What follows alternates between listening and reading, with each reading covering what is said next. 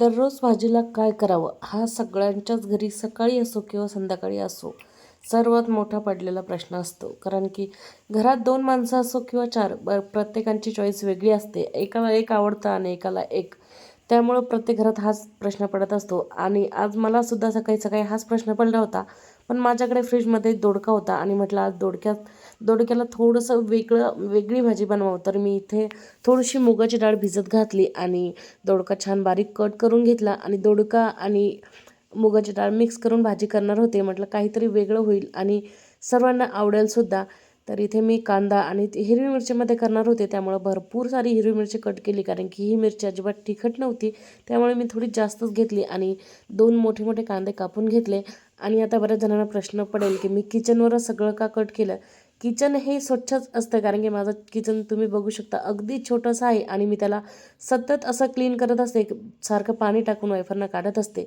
त्यामुळे डायरेक्ट किचनवर जरी मी चपात्या लाटल्या किंवा असं भाज्या वगैरे कट केल्या तरी काही प्रॉब्लेम नाही, कारण की मी अगदी छान दररोज त्याला स्वच्छ घासून धुत असते. कारण छोटासा आहे त्यामुळे जास्त वेळसुद्धा लागत नाही. तरी इकडे भाजीचं तेल छान गरम झालं. कांदा आणि हिरवी मिरची, थोडंसं लसूण जिरे सगळंच छान भाजून घेतलं. त्याच्यानंतर दोडका आधी तर धुतलाच होता, पण परत एकदा पाण्यातून काढून दोडकासुद्धा टाकला. आणि तुम्ही बघितलं असेल दोडका मी जास्त बारीक कट केला नाही, कारण की दोडका हा खूप लवकर शिजतो आणि खूप बारीक जर आपण कट केला तर तो खूप गाळ होतो. म्हणून मी थोडासा असा जाडसर ठेवला आणि त्यानंतर दोडका छान तेलामध्ये भाजून घेतला आणि जी भिजत घातलेली मुगाची डाळ होती ती सुद्धा टाकली. जर बिना सालीची जी येलो कलरची पिवळ्या कलरची जी डाळ असते ना मुगाची, ती टाकली तरी भाजी छान दिसेल. पण माझ्याकडे ती नव्हती आणि त्यामुळे मी ही जी हिरवी सालीसकट मुगाची डाळ आहे ती टाकली. त्यानंतर थोडंसं पाणी टाकायचं, खूप जास्तही नाही, कारण की भाजी आपल्याला जास्त गाळ करायची नाही. थोडीशी अशी म्हणजे डाळ आहे ना ती दिसली पाहिजे, खूप मॅश झाली नाही पाहिजे, इथपर्यंत शिजवायची आहे.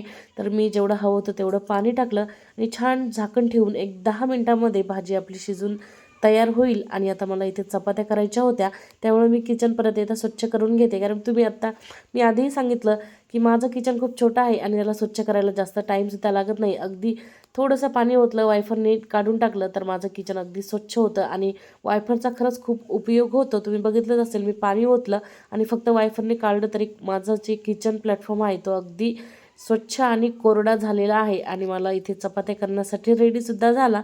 त्यामुळं छोटं किचन असलं तर हा सुद्धा फायदा आहे, पण वापरायला खरंच खूप अवघड जातं. आणि म्हणजे छोटीशी जागा असली तर आपल्याला जास्त वेळ त्याच्यावर जास्त काम नाही करता येत. म्हणजे एखादं काम केलं परत सर्व आवरून ठेवा, नंतर दुसरं काम करा, असंच होतं.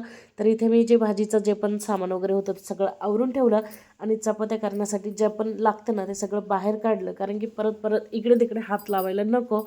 आणि मला ना एकदा चपात्या लाटायला लागलं की असं वाटते गॅस कमी जास्त करायची गरज पडली नाही पाहिजे. कारण की तवा म्हणजे त्यामुळे काय होतं, गॅससुद्धा वाया जातो आणि आपला वेळसुद्धा. तर इथे मी सर्वात आधी चपात्या करून घेते. एका साईडला तुम्हाला दिसत असेल भाजीसुद्धा शिजत आहे आणि दुसऱ्या साईडला मी चपात्या लाटून घेते. असे मल्टीटास्क काम केले ना सकाळी घरातली कामंसुद्धा लवकर होतात. आणि आपल्याला ज्या दिवशी घरातली कामं लवकर होतात ना त्या दिवशी आपल्याला बाकीच्या कामांनासुद्धा वेळ मिळतो. त्यामुळे मी प्रयत्न करत असते भाजी चपाती एकाच वेळेस बनवण्याचा, म्हणजे जास्त वेळ किचनवर उभं राहण्याची गरज पडणार नाही.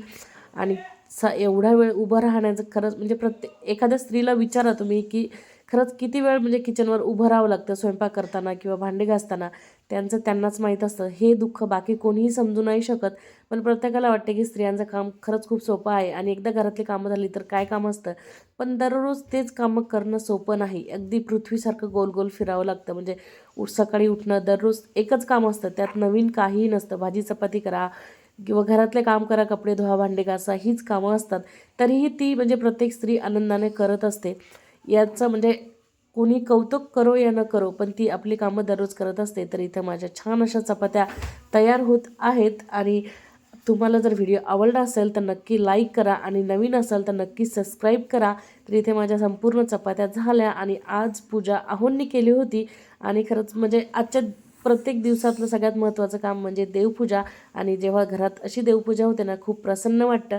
आणि त्याच गरम तव्यावर थोडेसे कॉर्न होते, ते सुद्धा मी भाजून घेतले आणि आपली भाजी शिजल्यानंतर अशी काहीशी दिसते. इथे आहेत चपात्या. एवढं सगळं कामपर्यंत 12 वाजले. त्यानंतर मी निघाले स्कूलला. तर आजचा व्हिडिओ तुम्हाला कसा वाटला नक्की कमेंट करून सांगा. परत भेटू अशाच एका नवीन व्हिडिओमध्ये. तोपर्यंत बाय. श्री स्वामी समर्थ.